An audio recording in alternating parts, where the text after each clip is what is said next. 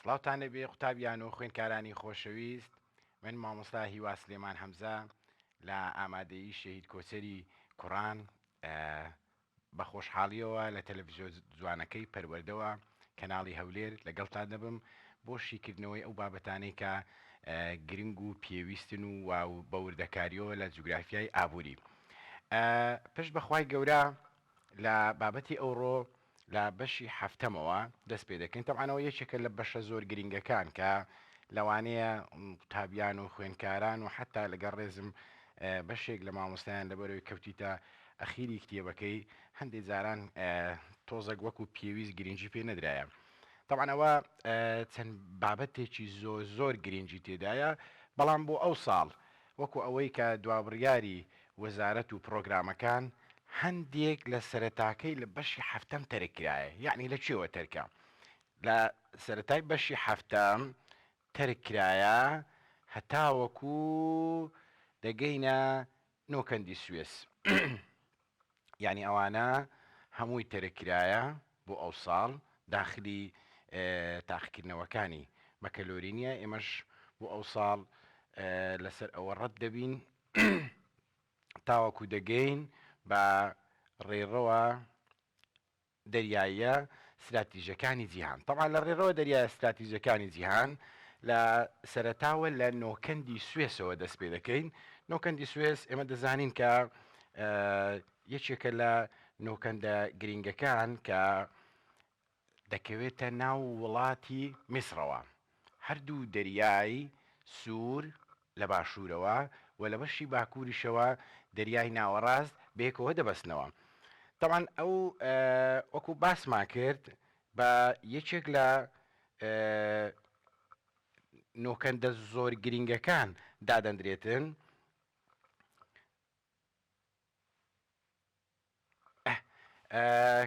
طبعا ئەو نۆکەندە لە ساڵی 1869 لەلایەن ئەندازیارێکی فەڕەنسی کە ناوی فێردیناند سیبلیس بوو پرۆژەی نۆکەندی سوێس تەواو بوو کە وەکو گوتمان هەردوو دەریای ناوەڕاست لە بەشی باکوورەوە و دەریای سوور لە بەشی باشوورەوە بەیەکەوە دەبەستیتەوە. ئێمە دەزانین کە داگیرکەر و ئینتیداب هەر لە کۆنەوە خێروبێر لە بۆ وڵاتان ناینێتن. یان وازانیتمان کە ئینتیداب واتە کاتێککە دەوڵەتێک دێت دەست بەسەر دەوڵەت تێشتردا دەگریتن خێروبێری ئەو وڵاتە لە بۆ خۆی دەباتن. بەڵام هەندێک جاریش بە خێر دەشتێتەوە لە بۆ وڵاتەکە. کاتێک کە ناپلیۆن لە بەندەری تۆڵۆنەوە لە باشووری فەڕەنساوە خۆی و سوپاکەی بەرەو میسر بەڕێ دەکەون لە پێناو لێدان لە بەرژەوەندەکانی بەریتانیا دیێن لە ئەسکەندەریە هێزەکەی لەوێدا دەبەزیتون. دوای ململانێ و جەنگ و لەگەڵ خێڵە عەرەبەکان و ئەوانە دەست دەگرن بەسەر تەواوی میسردا. طبعا لەگەڵ خۆیدا کۆمەڵێک کەسانی شارەزا و زانا لەگەڵ خۆی دەینیتن. یەکێک لەوانە کە پێشتریش ئیشی لەسەر کرابوو وەکو گوتمان پرۆژەکەی نۆکەندی سوێز بوو لەگەڵ هێنانی چاپخانە و کۆمەڵێک ئیشی دیکە کە ئەوە دواتر بە خێری وڵاتی میسر و ناوچەکەدا شکایەوە. وەکو گوتمان لە ساڵی 1869 زانی لەلایەن ئەندازیارێکی فەڕەنسی ئەوە تەرکیزی لەسەر بکە بە ناوی فێردیناند دیلسبیس. باش پرۆژەکە تەواو بوو. وەکو گوتمان هەردوو دەریای ناوەڕاست و هەروەها دەریای سوور بەیەکەوە دەبەستیتەوە.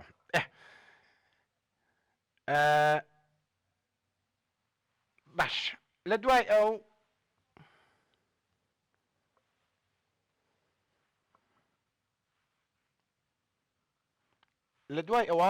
ئێمە بزانین گرنگی نۆکەندی سوێسیە. طبعا گرنگی نۆکەندی سوێز لە سێ لایەنی سەرەکیەوە ئێمە باسی لێوە دەکەین. لەوانە یەکەمیان لە ڕووی جوگرافیەوە. طبعا کەمە دەڵێن لە ڕووی جوگرافیەوە واتە چ گرنگیەکی هەیە لە لایەنی جوگرافیەوە بە گرنگترین نۆکەند دەشمێردرێتن. بە گرنگترین ئەوە لەوەی کە پێی بناسیەوە بە گرنگترین نۆکەن دەژمێدرێت کە مرۆڤ بە مەبەستی بەستنەوەی ڕۆژهەڵات بە ڕۆژ ئاواوە. ڕۆژهەڵات بە ڕۆژ ئاواوە. تەبعەن ساڵانی پێش ئەوەی کە نۆکەندی سوێس تەواو ببیتن، ئەگەر لە ڕۆژ ئاواو بۆ ڕۆژهەڵات کەشتیە بازرگانیەکان کە بەڕێ دەکەتن دەبوایە لە چواردەوری ڕێگای ڕەسڵ ڕەزا ساڵح، واتە لە چواردەوری ئەفریقیادا بسوڕێن بۆی ئەگەر لە ئەوروپا یان لە ڕۆژ ئاواوە بێن بەرەو هند و چین و ئەو ناوچانە لە ڕۆژهەڵات. باشە کە تەسکترین پارچە زەویدا هەڵی کەندووە، واتە چێ؟ مرۆڤ هەڵی کەندووە، شتێکی سروشتی نییە، دەستکردی مرۆڤە. باشە لە نێوان ئاسیا، ئەفریقیا و هاوسەیەکەش چییە؟ ئەوروپا.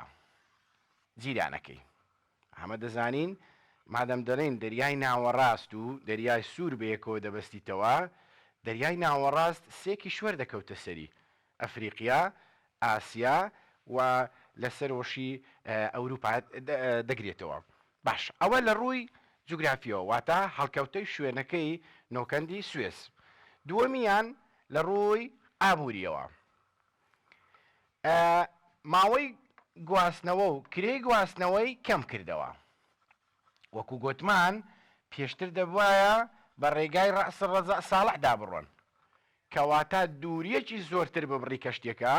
تەبعەن لە ڕووی گواستنەوەش ئەگەر دووریەکە زۆرتری بڕی بێگومان کرێی گواستنەوە زیاتر دەبێتن. لەوەیان بەهۆی نۆکەندی سوێسەوە لە ڕووی ئابووریەوە وای لێ هات کە ئەو کرێ زۆرەی کە وەردەگیرا لە گواستنەوە ئەوەیان کەم بکرێتەوە و ماوەکەشی کورت کردەوە. باشە ماوەی گواستنەوە و کرێی گواستنەوەی کەم کردەوە، چالاکی بازرگانیشی جێڕایەوە بۆ چێن دەرێ بەندەرەکانی دەریای ناوەڕاست، چونکە تا سەردەمێکی زۆر ڕۆژ ئاواییەکان بەندەرەکانی دەریای ناوەڕاستیان پشتگوێ خستە بوو. پشتگوێ خستنەکە لەبەرەوەی ئەو کێشە و منملانیانی کا لە ناو دەریای ناوەڕاستدا هەبوو، عادەتی وایە کە بازرگان و بازرگانەکانیش کەشتیەکانیان یان بارەکانیان بەرەو شوێنێک بەڕێ ناکەن کە مەترسی لەسەر هەبیتن.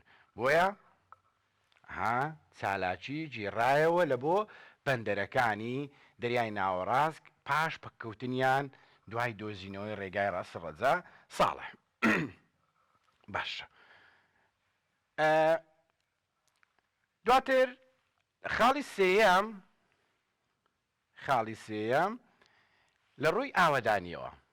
لە ڕووی ئاوەدانیەوە باشە کە دەڵێن لە ڕووی ئاوەدانیەوە واتە ئەوەی کە ئێمە کوردەواری باسی دەکەین، دەڵێن ئاوەدانی.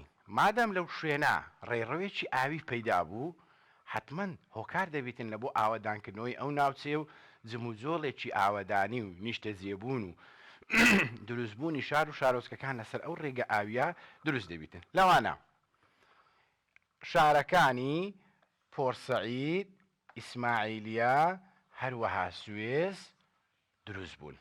یعنی ئەوە دروست بوون و گەورە بوون و ئاوەدان بوونەوە، یعنی بۆ هۆی دروستبوونی گەلێک بنکەی ئاوەدانی، واتە ئەوەی کە مرۆڤ لێی نیشتە جێ بیتن لە چی؟ لە کەنارەکانی نۆکەندی سوێس. لە کەنارەکانی نۆکەندی سوێس. باشە بابزانین بێجگە لەوە شتێکی کە کرا دواتر هەر لە نۆکەندی سوێسەوە، ئەویش نۆکەندی سوێسی نوێ. یعنی دەتوانین وا خەمڵاندنی لە بۆ بکەین یان وا قسەی لەسەر بکەین هەمان پرۆژەکەی نۆکەندی سوێسە، بەڵام فراوانکاری و گەورەکردن و هەروەها چاکسازی تێداکرا بۆی کە ئەو کێشە و گرفتانەی کە لە نۆکەندی سوێسە بوو چارەسەری بکەن. باشە نۆکەندی سوێسی نوێ دەڵێن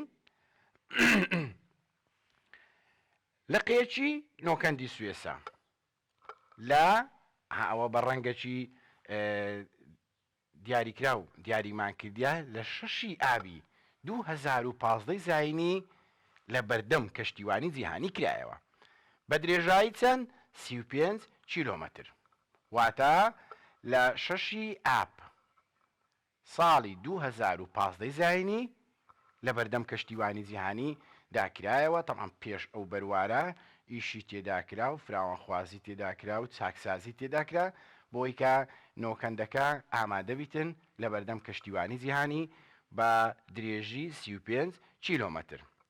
هەروەها فراوانکردن و قوڵکردنی دەریاچەی موڕە و بەلاح، موڕە و بەلاح، دەریاچەی موڕە و بەلاح کە درێژەکەیان چەند بوو؟ 37 کیلۆمەتر بوو.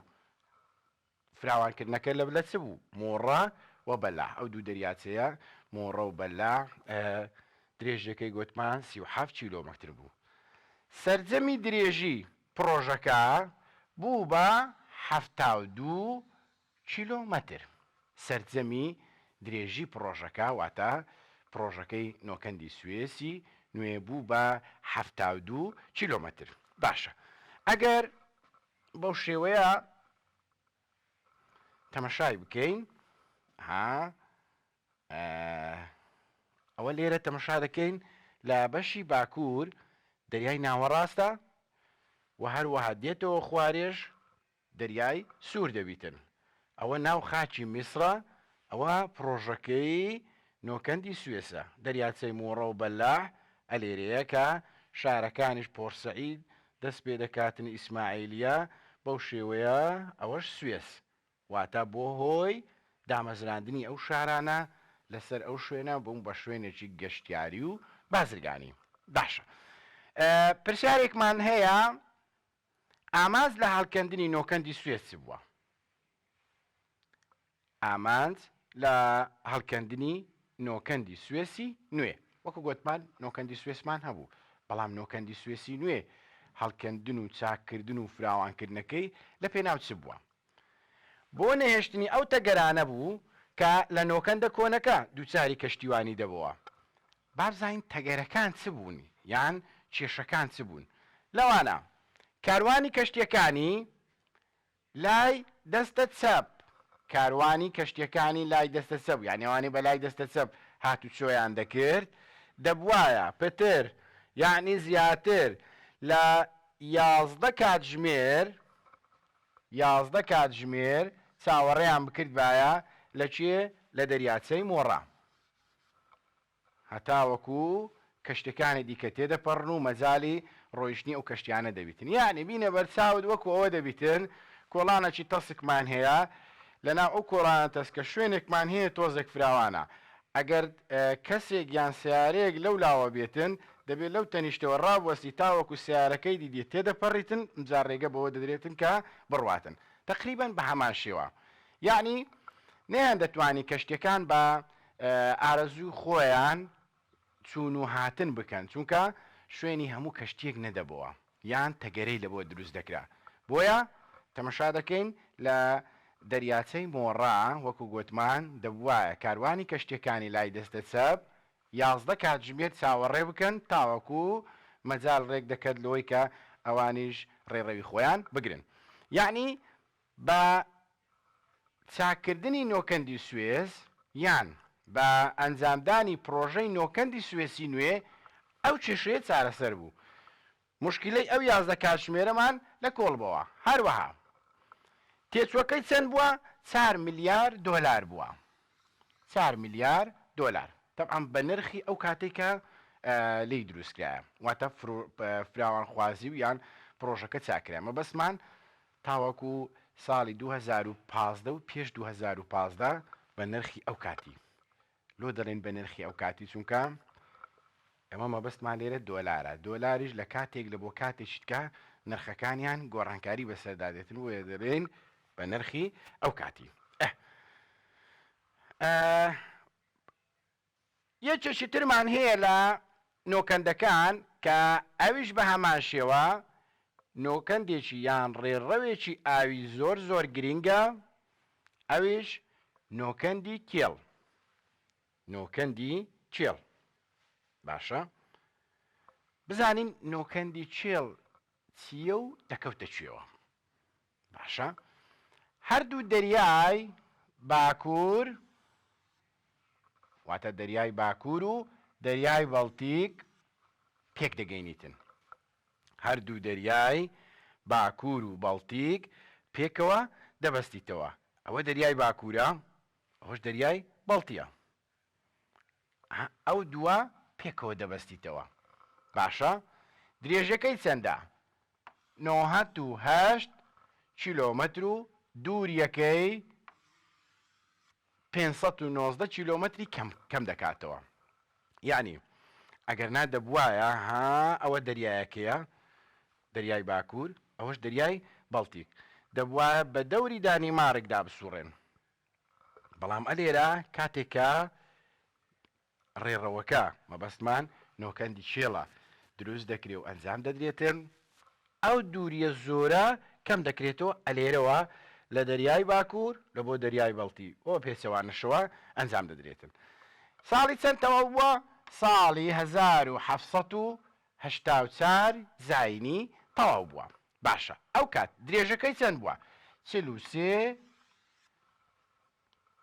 کیلۆمەتر بووە. ئەو کات درێژەکەی 43 کیلۆمەتر بووە. درێژی چی؟ نۆکەندی چێڵ. درێژی وتمان نۆکەندی چێڵ. پانیەکەی 29 کیلۆمەتر بووە. ئەوە درێژیەکەیتی و ئەوەشیان پانیەکەیتی. یعنی ئەوەی کە پانیەکەی ئەمە دەزانین و درێژەکەی چەند بۆ گوتمان 43 کیلۆمەتر بووە و پانیەکەی 29 کیلۆمەتر بووە. قوڵیەکەی چەند بۆ قوڵی ئاوەکەی 3 مەتر بووە. طبعا ئەوە بە شێوەی ڕێژەی وەردەگیرێتن مەسەلەی قوڵیەکەی. طبعا لە هەندێک شوێن هەیە قوڵیەکەی زۆر زیاترە و دەکرێت شوێنی شەبیتن قوڵیەکەی هەندێک کەمتر بیتن، بەڵام وەکو معدلێک وەردەگیرێتن قوڵیەکەی 3 مەتر بووە. چونکە لە دەریا و ڕێڕەوە دەریاییەکان، ڕێڕەوە ئاویەکان، قوڵی گرنگی زۆر تایبەتی خۆیە، چونکە کاتێک کە کەشتی لەسەر ئاو دەڕوا بەشێکی دەکەوێتە ژێر ئاوەکەوە، یعنی بەشێکی لە خوارەوەیە. بۆیە ئەو قوڵیەی کە هەیتی هەموو کەشتیەک مەسەلەن ناتوانانی لە هەموو شوێنێک ڕێوکاتن، لەبەرچی لەبەر ئەو بەشەی کە دەکەوێتە خواری. خوار مەبەستمان ناو ئاوەکەیە. باشە، تەنها بۆچی؟ بۆ تێپەڕاندنی ئەو کەشتیانە بوو کە چێشیان لە 300 تان پتر نەبوو، یعنی زیاتر نەبوو. 300 تان زیاتر نەبوو، یعنی 300 تەن و زیاتر ڕێگەی پێ نەدەدرا بێرەدا هاتچوو بکاتن. لەبەرچی؟ چونکە تا چێشی زۆرتر بیتن، وەکو گوتمان، ئەو بەشەی کە دەکەوێتە ژێر ئاوەکەوە زیاتر دادەبەزیتن، باری دەکەوتە سەر. بۆیە لێرانە گرنگیمان بە 3 مەترەکەدا کە قوڵی ئەوەی کە ئاوەکەیە. بۆیە گوتمان لە 300 تەن زیاتر ڕێگەی پێ نەدرێت، یعنی هەتا 300 تەنیش کەشتی ڕێگەی پێدەدرێتن بەو ڕێگایەدا هاتوچۆ بکاتن. ئەوەیان زۆر گرنگە. ئامانجی سەرەتا کە دروستکرا لە سەرەتاوە لە پێناوچی دروستکرا بۆ خێر و خێرات و بۆ زۆر مەسەلەی بازرگانی و ئەو زۆرە شتانە نەبوو. سەرەتا ئامانجەکە ئامانجێکی سەربازی بوو. ئامانجێکی سەربازی بوو، واتە سەرەتا کە دروستکرا نۆکەندی چێڵ ئامانجەکە لی چی بوو؟ گوتمان ئامانجێکی سەربازی بوو. ترکیزی لەسەر بکە، عەجیب نییە لە پرسیارە وزاریەکان شتێکی وا بێتەوە ئامانج لە دروستکردنی نۆکەندی چێڵ چی بووە؟ مەسەلەن بۆ دەینیتەوە ئامانجەکە گواستنەوە بووە، ئابووری بووە، یان سەربازی بووە. ئەو کاتە تو بە ئاسانی ئەوە دەستنیشان دەکەی کە ئامانجەکە لە سەرەتاوە دروستکردنەکەی ئامانجێکی سەربازی بووە، یان بە مەبەستی سەربازی بووە. شوێنە کەشمان دیار بوو، گوتمان چێندەرەیە، ئەوە دەریای باکوور لەگەڵ دەریای بەڵتیک پێکەوە دەبەستیتەوە. خوار ئەویش طبعاً ئەڵمانیایە. ئێستا دێنە سەر ئەڵمانیای، ئەڵمانیا ڕۆڵی چ بووە لەو نۆکەندا؟ باشە،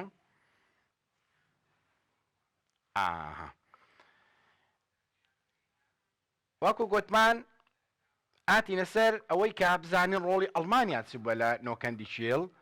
ئەڵمانەکان ساڵی 1870 هەشتا زاینی هەڵیان کەند واتە مڵکداریەکەی سەرەتا چێ هەڵی کەند ئەڵمانەکان بە مەبەستی چی بوو بە مەبەستی سەربازی بوو 43 کیلۆمەتر درێژیەکەی 29 کیلۆمەتریش پانیەکەی بوو گوتمان قوڵیەکەشی چەند بوو 3 مەتر بوو ڕێگە بەچی کەشتێک دەدرا ئەو کەشتیانەی کە لە 300 تەن پتر نەبوو زیاتر نەبوو باش واتە لە 300 تەن کێشەکەیان زیاتر بە ڕێگەی پێنەدەدرا چێش گوتمان هەڵیکەند بوو ئەڵمانەکان ساڵی 1970 هەڵیان کەند باشە چەند کرێکار کاری تێدا کرد 9,000 کرێکار کاری تێدا کرد کاری هەڵکەندنی نۆکەندەکەیان کرد گوتمان مەبەسمان لە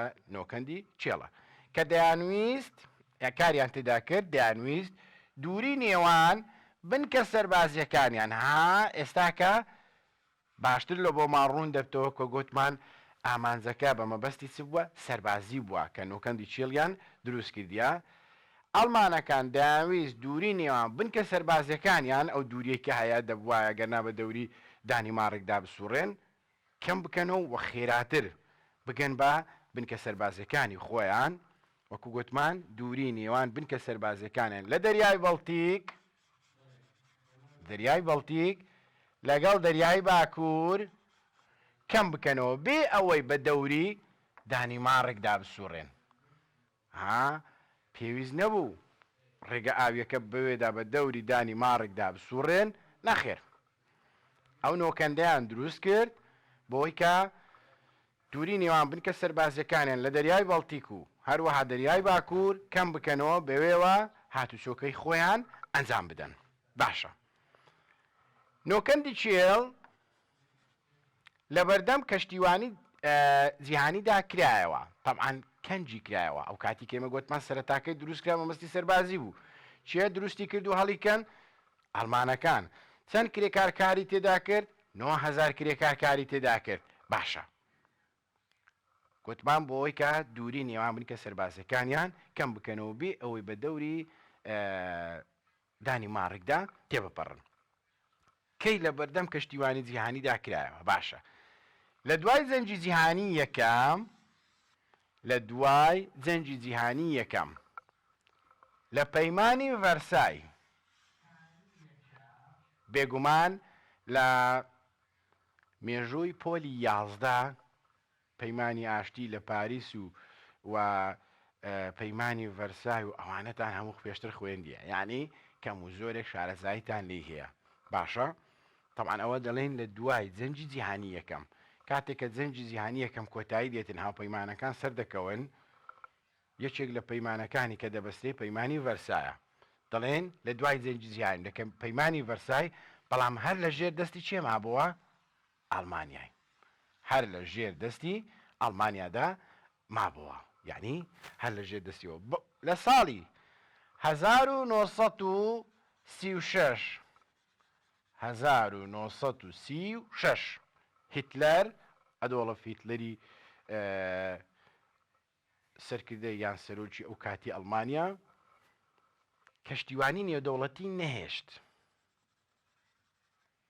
واتە ئەوە کەی پێش ئەوەی کە ینی لە دوای جەنگی جیهانی یەکەمەوە دوای ئەوەی کە پەیمانی ڤەرسای جێبەجێ کرا تقریبان بەسەر ئەڵمانیادا سەپێندرا بڕیاری ئەوە درا کە لە بەردەم کەشتیوانی جیهانیدا بکرێتەوە بەڵام هەر لە ژێردەستی ئەڵمانیادا مابووە باشە بەڵام دوایی لە ساڵی 1936 ئەو کاتێکە هیتلەر نازیەکان حکومڕانی ئەڵمانیان دەکرد دووبارە کەشتیوانی جیهانی نەهێشت یعنی ڕێگەی نەدەدا هیچ کەشتیەشی جیهانی جا بازرگانی بی سەربازی بیتن گەشتیاری بی هەرچیەک بیتن بەو نۆکەندی چێڵ تێبپەڕیتن لە دوای کۆتایی جەنگی جیهانی دووەم بەڕووی کەشتیوانی نێودەوڵەتیدا جارێکی تر کرایەوە چونکە دەسەڵاتی هیتلەر کۆتایی هات دیسانێکە ئەڵمانیا شکا لە جەنگی جیهانی دووەم هاوپەیمانەکان دیسانێکە سەرکەوتن بەسەر ئەڵمانیا و مەرجەکانی عادەت وایە ئەوەی کە سەر دەکەوی مەرز دەسەپێنێ بەسەر شکست خواردوو بۆیە یەکێک لەو شتانەی کە ئەنجام درا نۆکەندی چێڵ لە بەردەم کەشتیوانی جیهانیدا کرایەوە گوتماکەنجی لە دوای زەنجی جیهانی دووەمەوە واتە دوای ئەوەی کە زەنجی جیهانی دووەم کۆتایی هات دووبارە لە بەردەم کەشتیوانی نێودەوڵەتیدا کرایەوە باشە یەکێکی ترمان هەیە لە نۆکەندەکان ئەویش پەنەمایە نۆکەندی پەنەما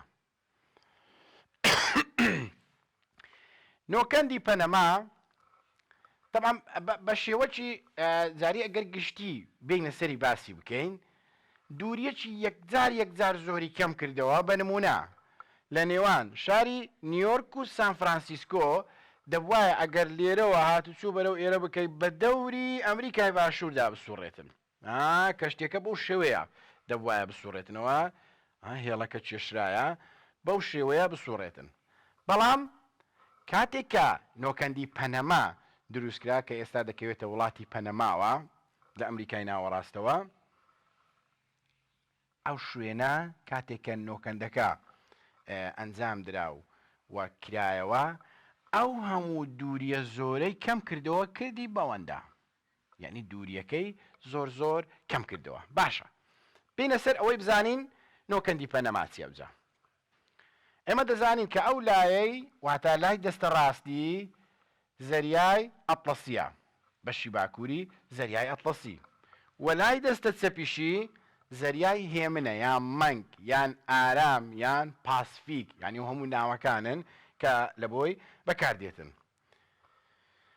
ئەو دوو زەریایە پێکەوە دەبەستیتەوە ئەو دوو زەریایە واتە زەریای ئەتڵەسی و زەریای هێمن پێکەوە دەبەستیتەوە ئەوە زەریای هێمن زەریای ئەتڵەسی گوتمان ئەوە زەریای ئەتڵەسی ئەوەشیان زەریای هێمن ئەو دووە پێکەوە دەبەستیتەوە لە ڕێی چی لە ڕێی ئەو نۆکەندەوە کە نۆکەندی پەنەمای پێدەگوتری واتە ئەوەیان بەوە دەبەستیتەوە فەرق ناکاتن چ ئەوەی ببستەوە یان بە پێچەوانەوە واتە ئەو دوو ئاوا پێکەوە دەبەستیتەوە گەورەترین بەدەستێنانی ئەندازیاریە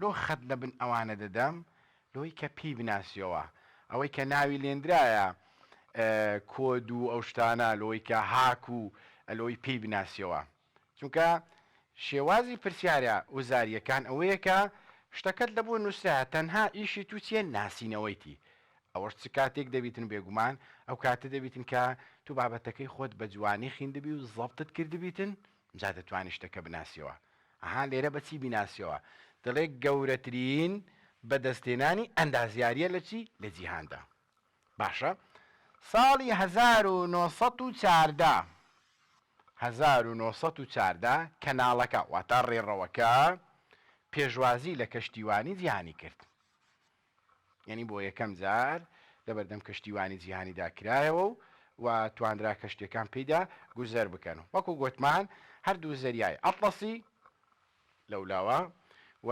زەریای هێمن لەولاوە یعنی دەستە چەپمان بێکەوە ببەستیتەوە باشە دووری نێوان شاری نیویۆرک و سان فرانسیسکۆی ویلایەتە یەکگرتووەکانی ئەمریکای ئەو دوو خاڵەی کە دیاری کراوە شاری نیویۆرک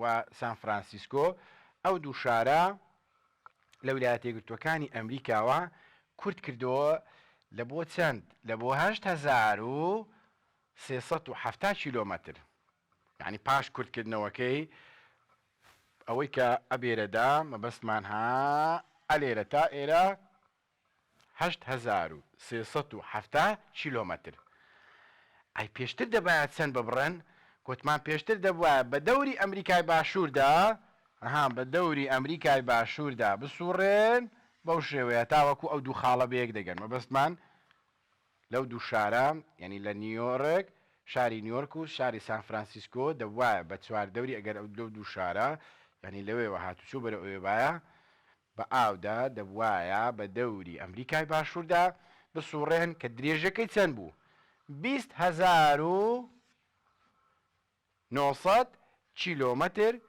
دەوای ڕێگە ببڕن. هەنە بینە بەرچاوت تقریبان نزیکەی 160 دووریەکەی کەم کردەوە. چی کەمی کردەوە؟ نۆکەندی پەنەما. باشە لە سەرەتاوە نۆکەندەکە توانای گوزەرکردنی 1000 کەشتی هەبوو لە چی؟ لە ڕۆژێکدا.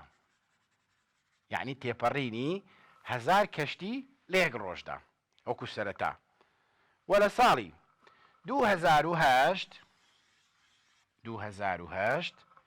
تەمەشا دەکەین بووە چەند بەرز بۆوە لە بۆ 14702 کەشتی بەرز بووە. یعنی ئەوە ڕۆژانەکەی هان لە 1000ەوە لە بۆ 14702 توانای شەرت نییە هەموو ڕۆژێک هەر ئەوەندەبی. تیما لە ڕۆژێ زیاتر کەمتر بەڵام توانای هەیە ئەو نۆکەندی پەنەما 14702 کەشتی پێدا گوزەر بکەن. جا لە زەریای ئەتڵەسیەوە لە بۆ زەریای هێمن بێ یان لە زەریای هێمنەوە لە بۆ زەریای ئەتڵەسی بێتن. باشە لەلایەن ویلایەتە یەکگرتووەکانی ئەمریکاوە هەڵکەندراوە. باشە چەند پارەی تێدا خرجکرایە؟ 380 ملیۆن دۆلاری تێچووە. طبعا بە نرخی ئەو کاتیکە تێدا دروستکرایە. گوتمان 380 ملیۆن دۆلاری تێدا خرجکرایە. لەلایەن چیەوە؟ گوتمان ویلایەتە یەکگرتووەکانی ئەمریکاوە هەڵکەندرایە. باشە هەزاران کرێکار بۆ ماوەی چەند کاری تێدا کردیە؟ بۆ ماوەی 10 ساڵ. یعنی ئەو شارستانیەتە جیهانیە یان دەیبینین یان بەنمونەی ئەو کەناڵە ئاویانە نۆکەندەکان و ترگەروەکان ئەوانە ئەوەی کە دەستکردی مرۆڤە بە هەوەندە دروست نەبووە. 10 ساڵان تەمەشا دەکەین بە هەزاران کرێکار کاری تێدا کردیە 380 ملیۆن دۆلار. ڕاستە بۆ ئێستاکە بۆ پرۆژەیەکی ئەوها گەورە ناکا هیچ، بەڵام ئێمە دەڵێن بە نرخی ئەو کاتی 380 ملیۆن دۆلار بە نرخی ئەو کاتی کە لی سرفکرایە. درێژی کەناڵەکە 25 مەتر لە ئاستی یان ڕێژەی بەرزیەکەی لە ئاستی ڕووی دەریاوە چەندە؟ 25 مەتر لە ئاستی ڕووی دەریا بەرزترە. 25 مەتر لە ئاستی ڕووی دەریا بەرزترە. باشە تەنها بۆ کەشتی قەبارە تایبەتە. یعنی قەبارەیان زۆر گەورە نەبیتن یان زۆر پان و پۆڕ نەبن. قەبارەی دیاریکراوی محەدەد کە پێشتر ئەو کەشتێک کە بەنیازە بێتن بۆ ئەوێندرێت دەبێ معلوماتی ئەو لەسەر هەبیتن ئایا کەشتێکی ئەو دەتوانی بێدا بڕوایان نا. وەکو ئەو وایە کە سیارێکی زەخم و زەبەلاح بیتن ئایا دەتوانی بەسەر زادەیەکی ئاساییدا بڕواتن تەسک و تریسک بیت؟ بێگومان نەخێر. بۆیە یان ئەو پردانەی کە دروستکرایە ها لەسەرەوەی نووسرایە 5 مەتر و یان هەیە 3 مەتر و هەیە زیاتر، واتە ئەگەر سیارەیەک بارەکەی بەرزیەکەی لەو 5 مەترە زیاتر بیتن ناتوانی ببن ئەو پردەدا بڕواتن. بۆیە ئەوەش تقریبەن لە بۆ کەشتەکانیش بە هەمان شێوە قەبارە تایبەتەکان دەیانتوانی بەو شوێنەدا مەبەستمان نۆکەندی پەنەما گوزەر بکەن. جا یان چوون یان هاتن بکەن. سەرەتا فەڕەنسیەکان بەم کارە هەستان. سەرەتاکە وەکو دەستپێک چی ئەو ئیشەی کرد فەڕەنسیەکان، بەڵام دواتر لە یەکی ئابی 1902 ئەمریکیەکان مافی کەناڵەکان لە فەڕەنسیەکان کڕیەوە. کڕیانەوە. طبعا هێشتان تەواو نەکرابوو کە کڕیانەوە، دووبارە دەستیان پێکردووە و پارەیەکی زۆرتریان لێ سەرف کردووە. پارەی کڕینەکەشیان دا فەڕەنسیەکان اینجا گەیشت بەو قۆناغی کە بتوانێتن کەشتیوانی نێودەوڵەتی پێدا گوزەر بکاتن. بەپێی ڕێکەوتنی هەردوولا لە ساڵی 1970 کەناڵەکە کەوتە ژێر دەسەڵاتی ویلایەتە یەکگرتووەکانی ئەمریکا. ساڵی 1970 بە تەواوی کەناڵەکە مەبەستمان ڕێڕەوە ئاویەکەیەکە نۆکەندی پەنەمایە بە تەواوی کەوتە دەست ویلایەتە یەکگرتووەکانی ئەمریکاوە. لە ساڵی 1999 دوای 85 ساڵ گەڕایەوە ژێر دەسەڵاتی وڵاتی پەنەما. هەر ناوەکەی بخۆی نۆکەندی پەنەمایە، بەڵام لەژێر دەستی پەنەما نەبوو. وەکو ئەوەی کە هەن نۆکەندی سوێز کە سەرەتاکە لەژێر دەستی وڵاتی مسر نەبوو، لەدەست کۆمەڵێک کۆمپانیای وڵاتە ئینتیدابەکاندا بوو، بەڵام دوایی لە سەردەمی جەمال عەبدولناسر توانی کە نۆکەندی سوێز خۆماڵی بکە. خۆماڵیکردن یانی چی؟ یانی بیخاتەوە ژێر دەسەڵاتی خۆیان و وڵاتی مسر بتوانێتن تەسەڕوفی تەواوی پێ بکاتن. ئەوەش بە هەمان شێوە ساڵی 1999 دوای 85 ساڵ گەڕایەوە ژێر دەسەڵاتی وڵاتی پەنەما. ساڵانە 14,000 کەشتی پێیدا تێدەپەڕیتن. ساڵانە 14,000 کەشتی پێیدا تێدەپەڕیتن. باشە. دینە سەر بابەتێکی تر گەرو. ئەوە نۆکەند بوو ئەوانە، بەڵام زانی گەرو چییە؟ کە یەکیشی ترە لە ئەو شوێنەی کە بە کورتیە بەسیتەکەی ئاوی پێدا دەڕواتن، بەڵام چییە با بزانین؟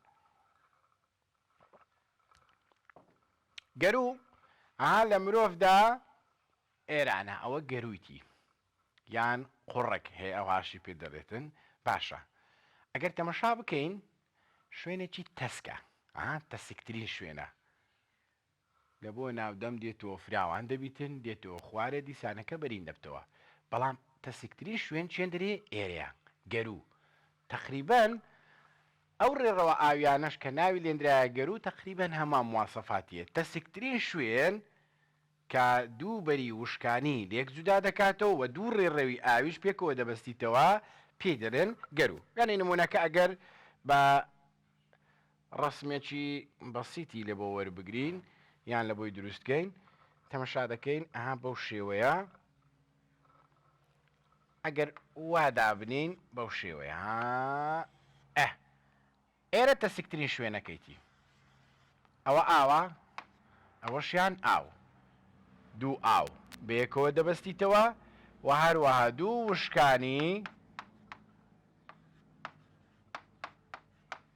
وشکانی لێک جودا دەکاتەوە. دوو وشکانی لێک جودا دەکاتەوە، بەڵام دوو ڕێڕەوی ئاویش پێکەوە دەبەستیتەوە. پێناسەکەی بۆ شێوەیە بریتە لە ڕێڕەوێکی ئاوی تەسک، ڕێڕەوێکی ئاوی تەسک بە پانیەکی سنووردار. پانیەکی سنوورداری هەیە.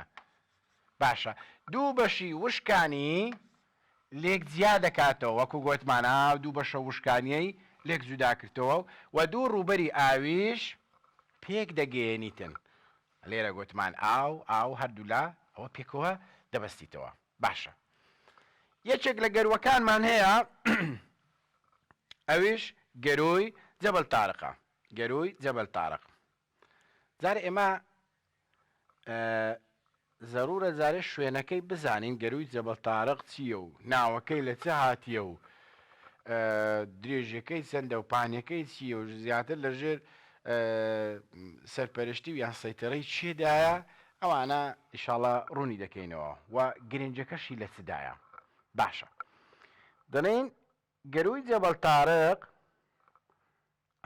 گەروی جەبەل تارق. جارێ ئەمە دەبێ بزانین کە دەڵێن ئەوە لێرە دەستنیشان کرایەوە دەریای ناوەڕاستە. باشە، چواردەوری دەریای ناوەڕاست و چییە؟ ئەوە لەسەرەوە لە بەشی باکووری کیشوەری ئەوروپایە، لە بەشی باشووری کیشوەری ئەفریقیایە، لە لای دەستە ڕاستیشی یان لە ڕۆژهەڵاتی کیشوەری ئاسیا دێتن، کە بەشێکی تورکیا و دێتەوە لە بۆ سووریا و لوبناان و ئەوانە کەوانە هەمووی دەکەونە سەر دەریای ناوەڕاست، ئەوانە دەکەونە کیشوەری ئاسیاوە. باشە، قسەکە لێرە ئەوەیە کە ئێمە دەڵێن دوو وشکانی لێک جودا دەکات و بابزانین دوو وشکانێکە چێندریە. کیشوەری ئەوروپا و ئەفریقیا لێک جودا دەکاتەوە، ئەوە ئەوروپایە، ئەوەشیان ئەفریقیایە،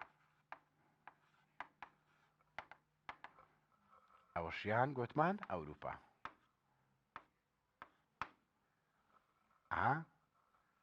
ئەوە ئەوروپا، ئیسپانیا و پرتوگال، لە خواریشەوە وڵاتی مەغریب دێتن جەزائیر و تونس و لیبیا و ئیتر ئەوانەش وڵاتە ئەفریقیەکان لە لای خوارێ کەواتە جەبەل تارق چێندرەیە ئێرە جەبەل تارقە گەروی جەبەل تارقە ها گوتمان لە پێناسەکەی گوتمان ڕێڕەوێکی ئاوی تەسکە ئەوە تەسکە ئاوە فراوانە وەش ئاوە لێرە تەسک بوویتەوە باشە گوتمان دوو بەشی دوو ڕووبەری ئاوی پێکەوە دەبەستیتەوە ڕووبەرە ئاویەکان چێن دەرەیە ئەوە دەریای ناوەڕاستە ئەوەشیان زەریای ئەتڵسیە دوو ئاو پێکەوە دەبەستیتەوە هەروەها دوو بەشی وشکانیش لێک جودا دەکاتەوە دوو بەشە وشکانەکە چێن دەرەیە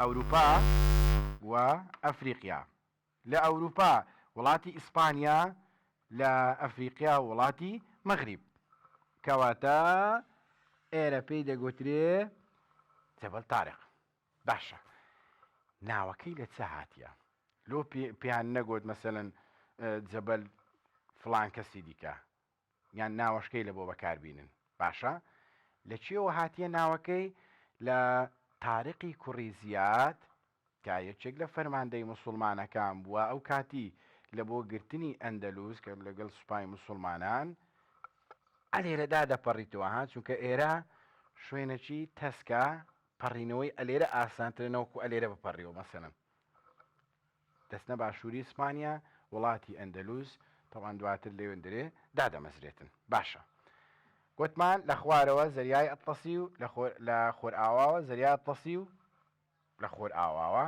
زەریای ئەتڵەسی ئەوە خۆر ئاوا زەریای ئەتڵەسی و لەر خۆر هەڵاتشەوە دەریای ناوەڕاست باشە درێژەکەی لە نێوان سەری ترافلگار و سەری سپارتا لای خۆر ئاوا هەتاوەکو تاوێری جەبەل تارق لە هەرێمی ئیسپانی سەبتە لە خۆر هەڵاتەوە چەندە 53 کیلۆمەترە واتە ئەلێرە وەربگرین تا ئێرە لە خۆر ئاواوە هەتاوەکو سەبتەی هەرێمی ئیسپانی ئەنی بەو شێوێژ وەربگرین درێژەکەی چەندە 53 کیلۆمەتر دەوێت پانێکەشی لەسەری خۆر ئاوایدا پانیەکەی لەسەری خۆر ئەوە خۆر ئاوا باشە سەری خۆر ئاوای 38 کیلۆمەتر و لەسەری خۆر هەڵات یعنی ئەوە ئێرانە 38 کیلۆمەتر بەڵام سەرەکەی تری چەندە 21 کیلۆمەترە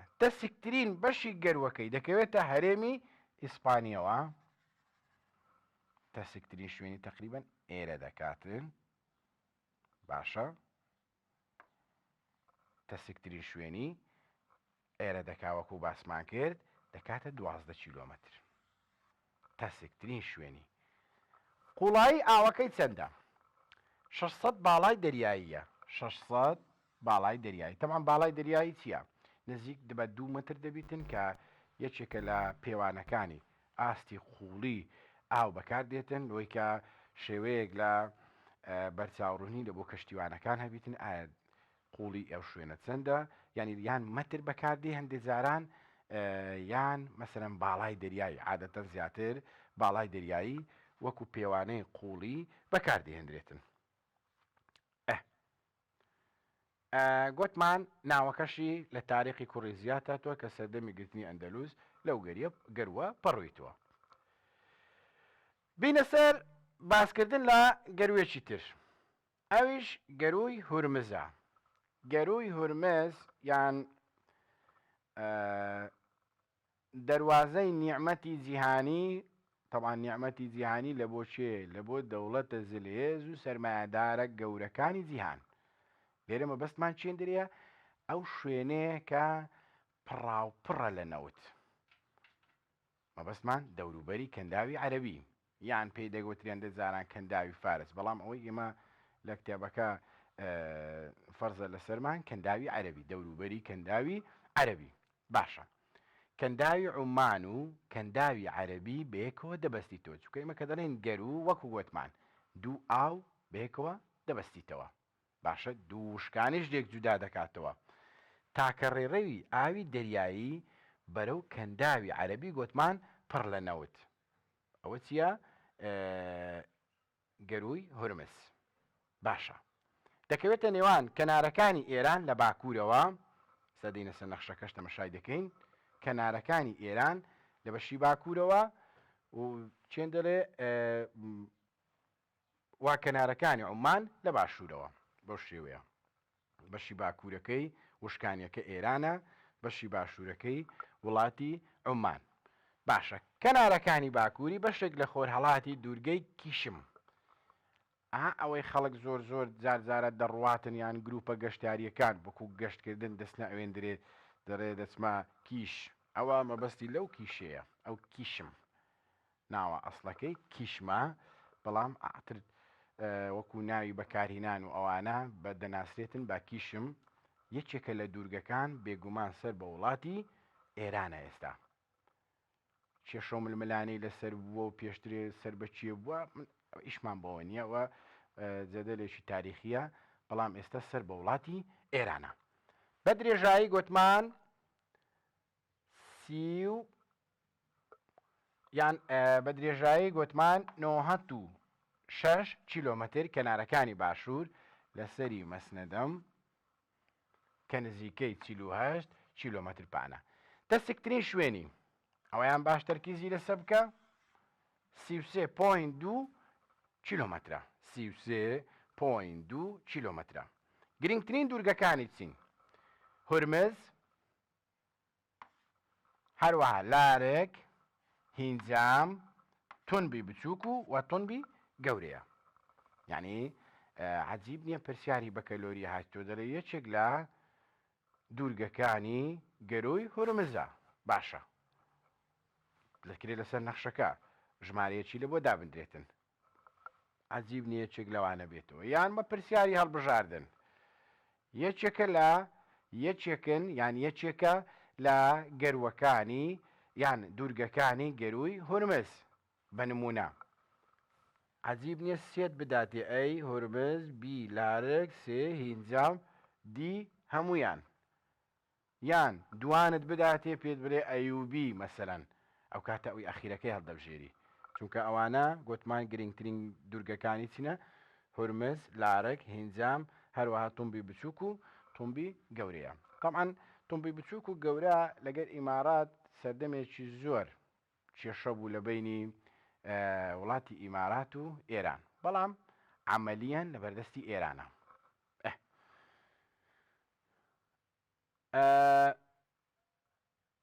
ئەوە وەکو نەخشەکەی گەروی هورمزە گوتمان کەنداوی عومان لەگەڵ کەنداوی عەرەب پێکەوە دەبەستیتەوە مان لە بەشی باکووری کەنارەکانی ئێران و لە بەشی باشووریشی عومان دەگرتەوە باش وڵاتی ئیماراتیش بە هەمان شێوە ئەوە دوورگەکانیتی ئەوانە دوورگەکانەوە قیشم یان کیشم یان کیش ئەوەی کە گوتمان خەڵک شتێکی وەکو سەرزارەکی پێی دەناسیتن ئەوە دوورگەی کیش باش گوتمان گرنگترین شوێنە لەبەرچی لەبەرەوەی دەڕواتەوە ئەو ناوچە پڕ لە نەوتە دەگەینیتن بە ڕێڕەوی دەریایی تەمان لێرەوە بەرەو دەریای عەرەب و لەوێشەوە بەرەو زەریای هیندی و بەرەو ئاوە نێودەوڵەتیەکان دەڕواتن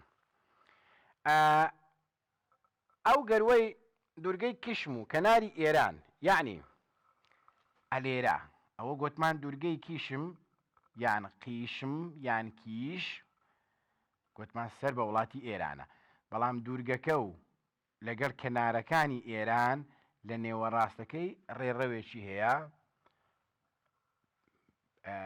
پێی جیا دەکرێتەوە ڕێڕەوە ئاویە پێی دەگوترێ گەروی کلارانس یان کلارانس یان کلارانس فەرق ناکاتن مهم ئەوێت و بیناسیەوە یعنی بە شکلەکەی هەندێک وازەحتر بکەین ئەگەر بڵێن بەو شێوە بیتن دوورگەکە کەتیتە ئێرە دوورگەکە کەتیتی ئێرە ئەوەیان ئەو ڕێگەیە پێی دەگوترێ کلارانس یان کلارانسی پێ دەگوترێ کە بە هەمان شێوە لە ژێر سەیتەرەی وڵاتی ئێراندایە لە بەرەوەی دوورگەکەی ئەولا کێشم یان کیش ئی وڵاتی ئێرانە و بە هەمان شێوە لایەکەی تریشی یان بەشی باکوورەکەی کەنارەکانی خۆیتی مەبەستما وڵاتی ئێرانە بۆیە ڕێڕەوەکەش هەر بە هەمان شێوە دەکەوێتە ژێر دەسەڵاتی وڵاتی ئێرانەوە. هەروەها گەروێکی تەسک و پڕ گیر و گرفتە، تەسک و پڕ گیر و گرفتە، بە کەڵکی کەشتیوانی نایەتن. طبعاً کە دەڵێن بە کەلکی کەشتیوانی نایە بە مانای قەتعی نا، بەڵام لە بۆ کەشتیوانی نێودەوڵەتی و ئەو کەشتیانەی کە بارێکی قورسی پێیە و گەورە و زەبەلاحن دەکرێت لە بۆ ئەوان بەکەڵگنێتن، ئەگەنا کەشتیوانی دیکەی ئاسایی دەتوانیتن پێدا گوزەر بکاتن. درێژی گەروەکە 41.6 میلە، درێژەکەی ئەلێرەوە 46 یان 41 ببورن 41.6 میلە، پانیەکەشی 26 میل. قوڵیەکەی لە نێوان چەندە بۆ چەندە 5 لە بۆ 5 لە بۆ 50 باڵای دەریاییە. ئەگەر بەبییرتان بێتەوە گوتمان گەروی جەبەل تارق چەند بوو 600 باڵای دەریایی، یعنی فەرقێکی یەکجار زۆر هەیە. باشە، بینە سەر ئەوەی دەریاڕەوی لە گەروی هورمز گەلێک تەگەری دێتە پێش. عەجیب نییە ئەوانە وەکو پرسیارێک لە بۆ بێتەوە. یەک لە تەگەرەکان چێت، تەگەرە مەبەستمان گرفت کێشە دێتە بەردەم کەشتیوانی یان دەریاڕەوی لە گەروی هورمز. یەکێک لەوانە شەپۆلەکانی بەرز و نزم و بەهێزن، شەپۆلی بەرز و نزم و بەهێزن. تەمان ئەوەش لە بۆ کەشتیوانی شتێکی هەندێک زەحمەت و گرانە. هەروەها چەمانەوە و چاڵ و سۆڵی زۆرە، چەمانەوە و چاڵ و سۆڵی زۆرە. چاڵ و سۆڵ مەبەستمان لە چییە؟ کێشەکە لە چاڵ و سۆڵی دیار نییە ئەوەی کە دیارە، کێشەکە لەوەی ئەوەی کە ئەو بەردە گەورانەی کەرکەتە ژێر ئاوەکە ئەوانە مشکیلەیە، چونکە کەشتەکان ناتوان بە حڕێتی خۆیان بڕۆن، دەکرێت بنی کەشتەکە لەوانەیە لێ بداتن، زەرەرێکی زۆر دەگەینیتن. یعنی وەکو نمونەی کەشتی تایتانیک هۆکاری نقمبوونەکەی ئەو شاخە بەفرینانە بووەکە لە ژێر ئاوەکە بوو کە کەشتیوانەکان باش دیقەتیان نەکردی بۆ هۆی ئەو کارە ساتێکە کەشتەکە نقم بوو. باشە، خاڵی سێیەم گەروەکە شۆستەی نییە، ڕەسیف شۆستەی نییە، چونکە گرنگترین شت شۆستەیە. شۆستە چییە؟ یعنی وەکو گەرازێکی لێدێتن لە بۆ ڕاوەستانی کەشتەکان یان هاتن و چوونی کەشتەکان، واتە شۆستەی نییە. نیشاندەری بەهێزی تێدایە، یان تەنها لە چێن دەرێ هەیتی؟ لە دوورگەی کیشم، واتە لە بەری ئێران نیتی، تەنها لە بەری دوورگەی کیشم یان کیش هەیتی. باشە، دوورگەی تۆمبی بچووک، وەکو گوتمان تۆمبی بچووکمان هەیە و گەورەشمان هەیە. لە تۆمبی بچووک نیشاندەری بەهێزی تێدایە بۆ یارمەتیدانی کەشتیوانی شەوانە ڕووناچە گەورەکان، وەکو ئەگەر وها بیش و پێرین گڵۆپی سەرجادەکان چەند خۆش و ئاسان دەبێتن لە بۆ ئەوەی کە سیارە لێ دەخوڕیتن کە بە جادەیەکدا دەڕۆ گڵۆپەکان پێبیتن، سیارە لێخوڕینەکە ئاسانتر و بەسیتر و خۆشتر دەبیتن.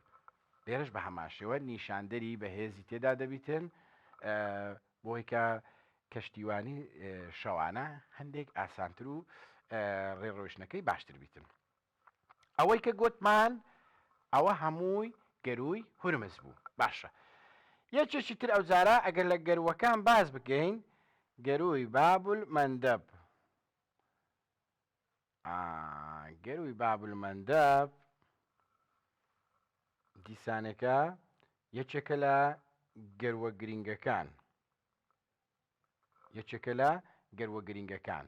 دەریای باکوور، تەمان دەریای سوور ببورن لەگەڵ زەریای هیندی.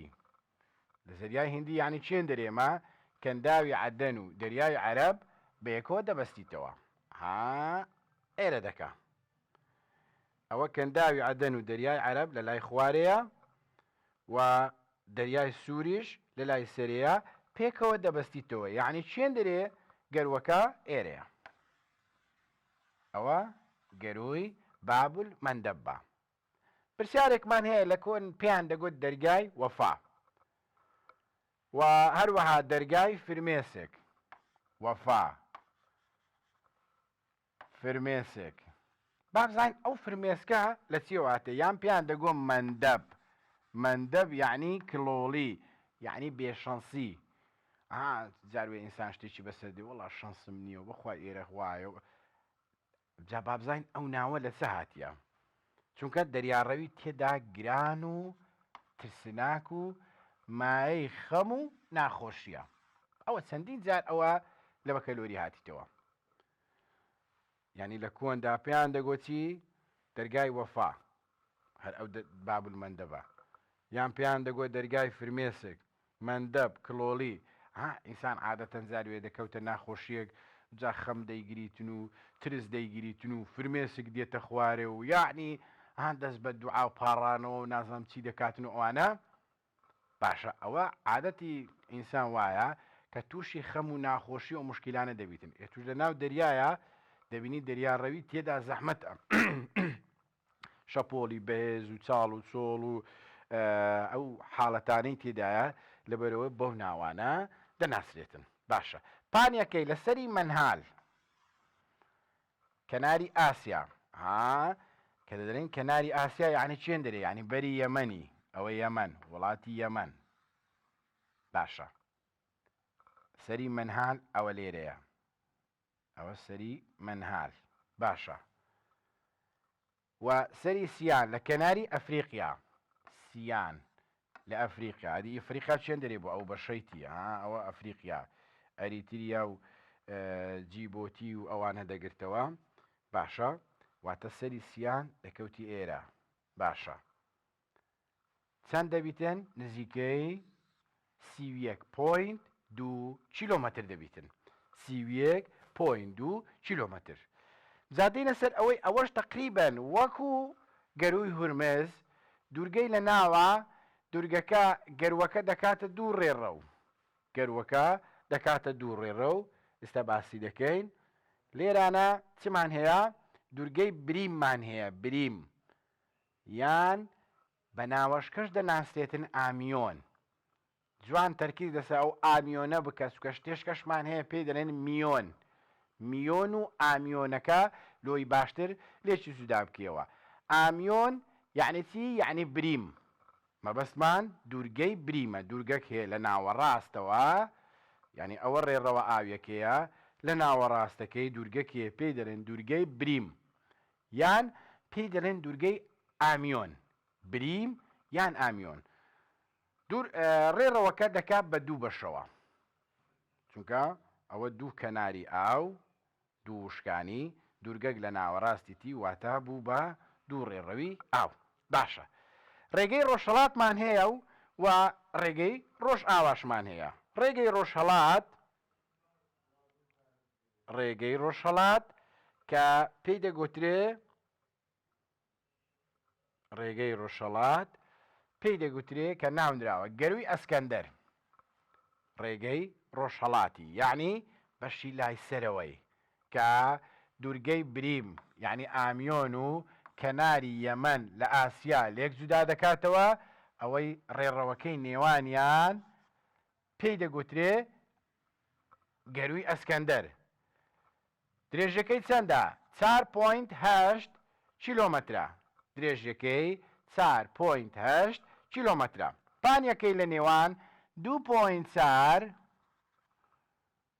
یان وەکو لەگەڵ ڕێز و خۆشەویستی زۆرمان لە بۆ مامۆستایانی بیرکاری ئەوان درێن مەسەرەن درێن پۆینتی نانێ ئەوان درێن ئۆ مەسەرەن 2.4 مەسەرەن ئەو های پێ دەرێن دەی عەلاکولین ئەوە مامۆستایانی بیرکاریمان زۆر خۆش دەوێ و ڕێزی زۆریان هەیە لۆیەوە نمونەمان هیناوە 3.2 یعنی پانیەکەی لە نێوان 2.4 یا وەتاوەکو 3.2 دەخانیتن باشە ئەوە ڕێگەی ڕۆژهەڵات گوتمان بەهۆی چیەوە بەهۆی دوورگەی بریم یان ئامیۆنەوە گەروەکە بوو بە دوو بەش باشە ڕێگەی ڕۆژهەڵاتەکەی واتە ئەوەی کە دەکەوێتە نێوان کەنارەکانی ئاسیا لە یەمەن لەگەڵ گەروەکەی یان دوورگەکەی بریم یان ئامیۆن پێی دەگوترێ ڕێگەی ئەسکەندەر یان گەروی ئەسکەندەر. باشە ڕێگەی ڕۆژ ئاوا. ڕێگەی ڕۆژ ئاوا ناونراوە میۆن ئەلێرە بوو کە گوتمان لێتان تێک نەچیتن دوورگەکە ناوی ئامیۆنە بەڵام ڕێگەی ڕۆژ ئاوا پێی دەڵێن میۆن. تەرکیزت لەسەر بیتن لۆی کە فێڵ لێ نەکرێتن لە پرسیارەکان لۆی بتانی بە جوانی لێکی جودا بکەوە یان ئەوەی کە بە زمانی ئەو سەردەمەی بانەتان نێر نەکەوەر لە پرسیار ئەو ئامیۆنە دوورگەکەیە بەڵام ئەوە ڕێگەکەیە ڕێگەی ڕۆژ ئاوا پێی دەڵێن میۆن. باشە لە نێوان کەناری ئەفریقی لە ئەریتریا و جیبۆتی واتە ئێمە گوتمان ئاسیا و ئەفریقیا لێک جودا دەکاتەوە ڕێگەکە دوورگەکەش دەکەوتە ناوەڕاستی. باشە ئەوجار لە دوورگەکەوە لە بۆ کەناری ئەفریقیا کە ئەریتریا و جیبۆتیە وە کەنارەکانی دوورگەی بریمیش دیسان بەبیر خۆمان بینینەوە گوتمان پێشی دەڵێن ئامیۆن. باشە درێژەکەی 16 کیلۆمەتر و پانیەکەی 16.8 کیلۆمەترە 16.8 کیلۆمەترە. باشە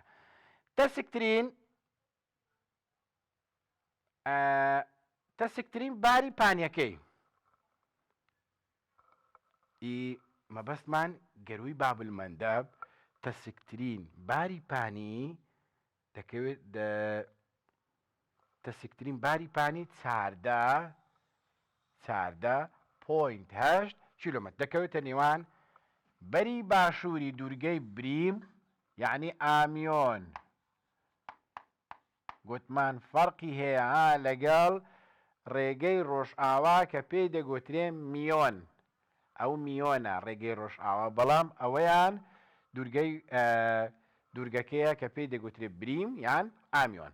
باشە و دوورگەی سیپا تەبعاً ئەوەشیان سیباژی چشکە لە دوورگەکان کە هەیە 6 دوورگە دەڵێ بەدەمیەوەیە 6 دوورگە بەدەمیەوە مەبەستمان چییە 6 دوورگەی هەیە 6 دوورگەی لەسرە دوورگەی گچەگەچکان بەڵام ئەوە گرنگترینەکانە ئەو بریم یان ئامیۆنەکەیە.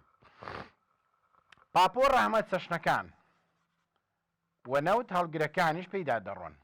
نەوت هەڵگرەکانی مەدەزان کە کەشتی گەورەن ئەمباری گەورەی کەشتیان تێدا و دەتوانن پێیدا گوزەر بکەن. بە هەمان شێوە لێرەش باسیەوە دەکا پاپۆرە ڕەحمەت چەشنەکان وەکو ئینۆکەندی چێل نییە گوتمان ئیلاچە کەشتیە تایبەتیەکان ئەنی پەنەماش تقریبان بەو شێوەیە کەشتی تایبەتەکانی پێیدا گوزەر دەکەن. دوورگەی بریم یعنی ئامیۆن سەر بە وڵاتی یەمەنە وڵاتی یەمەن هەلوێ ئەگەر تەمەشا بکەین ئێستا یەمەن کە ئێستا حوسیەکان بە تایبەتی باڵادەستن لە وڵاتی یەمەن لە پێناو پاڵپشتیکردن لە فەڵەستین و ئیتر لە بەرەیەکی دیاریکراوی نێودەوڵەتی زۆر جار کێشە و گرفت لە بۆ ئەو کەشتیانە دروست دەکەن کە لە بۆ ئیسرائیل دەچن یان هەندێک جاران کەشتیە ئەمریکی و بەریتانیەکان ئەوانەی کە یارمەتی دەگەینە وڵاتی ئیسرائیل لێ دەبینین شوێنی یەمەن وەکو شوێنە جوگرافیەکەی شوێنێکی زۆر ستراتیجیە بۆیە ئەو دوورگەی بریمەش بە هەمان شێوە لە ژێر دەستی وڵاتی یەمەندایە. پانیەکەی ئەوە باسی دوورگەی بریم دەکەین یعنی ئامیۆن پانیەکەی 4 میلی چوارگۆشەیە پانیەکەی 4 میلی چوارگۆشەیە بەندەرێکی چاچشی هەیە.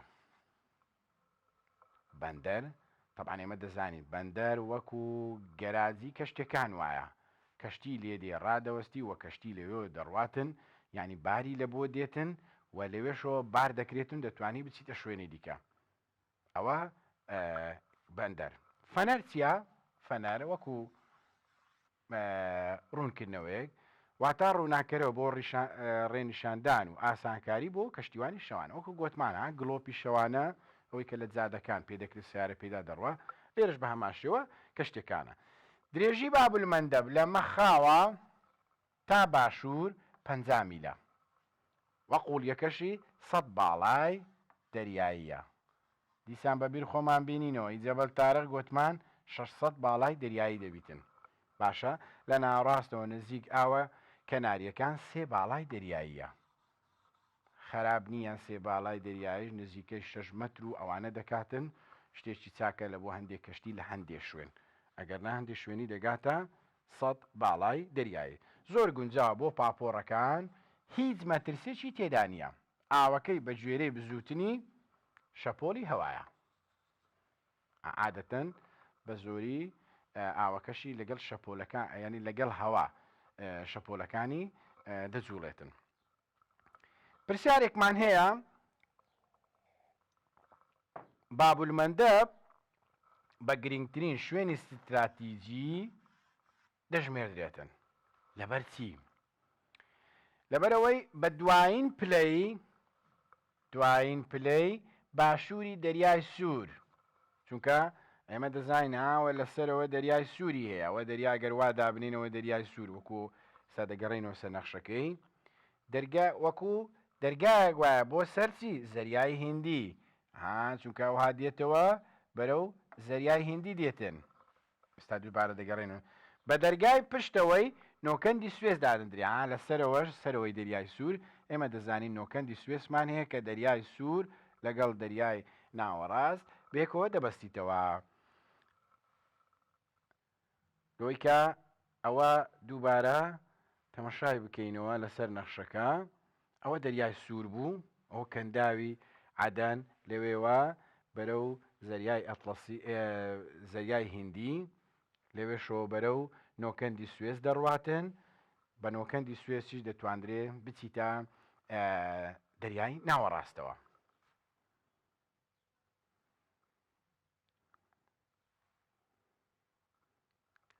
دەینە سەر گەروە تورکیەکان. تەمان ناوەکەی لەبەر ئەوە پێی دەڵێن گەروە تورکیەکان چونکە هەمووی دەکەوێتە چوارچێوەی خاچی تورکیاوە، یان ئەوەی کە لە ژێردەستی وڵاتی تورکیا هەیە. دوو گەروی زۆر گرنگمان هەیە، گەروی دەردەنیلمان هەیە و گەروی بۆسفۆڕیشمان هەیە. لە ناوەڕاستەکەشی دەریای مەڕمەڕەمان هەیە، یعنی بەو شێوەیە ئەوە گەروی بۆسفۆر ئەوەشیان گەروی دەردەنیلە. ناوەڕاستەکەشی دەریای مەڕمەڕەیە. تەمان دەریای ڕەش و دەریای مەڕمەڕە پێکەوە دەبەسترێنەوە لەلایەن چیەوە؟ لەلایەن گەروی بۆسفۆڕەوە. یعنی گەروی بۆسفۆر دوو ڕێڕەوی ئاوی پێکەوە دەبەستی و ئەوی چێن دەرێ و چێن دەرەیە گوتمان دەریای مەڕمەڕە لەگە دەریای ڕەشە. هەروەها گەروی دەردەنیل دەریای مەڕمەڕە لەگەڵ دەریای ئیجە لە دەریای ناوەڕاستەوە پێکەوە دەبەستیتەوە. ئەو ئیزەیە کە خوێنی ئەو هەموو گەنجەی بۆ خۆی برد، ئەوانەی کە دەستنا بەڕێ دەکەون وەکو پەناهەندە لە بۆ وڵاتانی ڕۆژئاوا زۆربەی جار ئەبێرەوە بەرەو وڵاتی یۆنان دەڕۆن، تەمان بە کەشتی خراپ و لە کەش و هەوای خراپ و ئەوانە وای لێ دێتن کە لەو دەریایە کە دەریای ئیجەیە تێیدا نەقۆم بن. باشە، گەروە تورکیەکان بریتین لە چی؟ گەروی دەردەنیل و گەروی بۆسفۆڕشمان هەیە، گوتمان ناوەڕاستەکەشی دەریای مەڕمەڕەیە. باشە، هەمووشیان دەکەوێتە ناو وڵاتی تورکیاوە، لەبەر ئەوە پێی دەنێن گەروە تورکیەکان.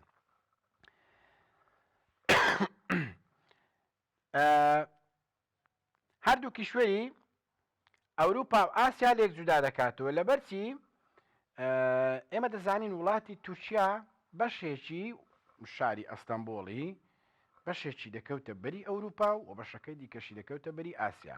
ئەلێرەوە ئەمە وڵاتی تورکیاوە سنوورەکەیتی، ئەو بەشەی کە بەشە ئەوروپیەکەیتی و ئەوەی تریشیان بەشە ئاسیاوەکەی، واتە ئەوروپا و ئاسیا لێک جودا دەکاتەوە. باشە،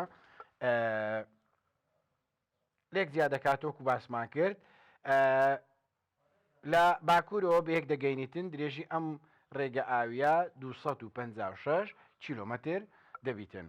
گەروی دەردەنیل ئەگەر بینە سەر وردەکارەکەی گەروی دەردەنیل، گوتمان دەریای ناوەڕاست و دەریای مەڕمەڕە بە یەک دەگەینیتن دەریای ناوەڕاست و وتمان کە دەڵێن دەریای ناوەڕاست یعنی بەرەو ئیجا ئەوە هەمووی بە حسابی دەریای ناوەڕاستی لە بۆ دەکرێت لەگەڵ دەریای مەرمەڕا کە لەویش لە ناو خاچی تورکیایە لە بینی هەردوو گەروەکەی بۆسفۆر لەگەڵ دەردەنیلا بێکەوە دەبەستیتەوە بەیەک دەگەین. دەرگای باشووری ئەم گەروە ماوەی 19.2 تاوەکو 40 کیلۆمەترە، ینی ماوەکەی 19.2 هەروەها 40 کیلۆمەتر دوورە لە چی؟ لە دوورگەکانی دەریای ئیجا. دەریای ئیجا کۆمەڵێک دوورگەی تێدایە، ئەو ماوەیە تقریبان لێ دوورە. درێژەکەی 57.6 کیلۆمەترە.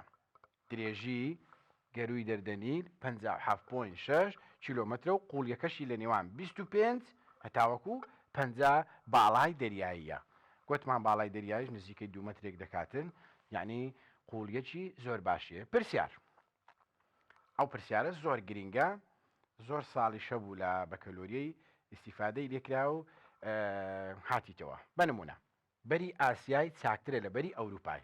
بەری ئاسیای واتە لای خوارەوەی چاکتر لە بەری ئەوروپای، چونکە ئەم لای زۆر لێژە چیهان لای بەری ئەوروپای لێژە و لە دەردەنیلدا تاوێر و بەرد و بەرزی وای نییە کە بە ئاودا داپۆشراویتن، یعنی لێژەکەی لەو لای و لە لای بەری ئاسیای کە دەڵێن باشترە شتی وای تێدا نیە کە بە ئاودا پۆشراویتن و کاریگەری خراپی لەسەر بیتن.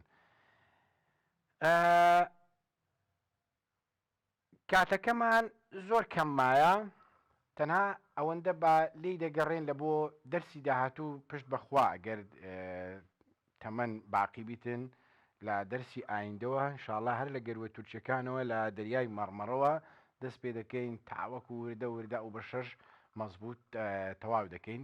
هیوادارم توانی بێتمان سوودێکی کەمیش بیتن بە ئێوەی خۆشەویستمان گەیان بیتن. خوای گەورە پشت و پەناتان بیتن و هیوای نمرەی بەرز و باشتان بۆ دەخوازین. هەر شاد و سەرکەوتوو بن.